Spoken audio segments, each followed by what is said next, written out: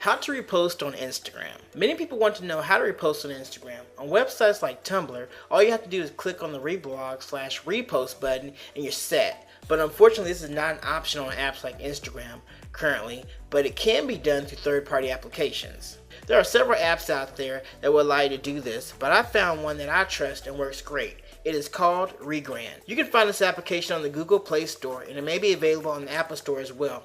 You simply download it, open it up, then go to the Instagram post you want to repost. On the upper right hand side of the designated post you want to repost, you need to hit the three dots on the same row as the username. This will present, the username is normally located right above the post itself, or the picture or video. This will present you with a few options once you hit the three dots. Report, copy share URL, and turn on post notifications. You will hit copy share URL and this will automatically bring up Regram. It will present you with several options. You can edit the photo, save it, post it later, or post it now. The last option will show the Instagram icon. Once you see the Instagram icon, if you want to go ahead and post to Instagram, go ahead and click that at this point.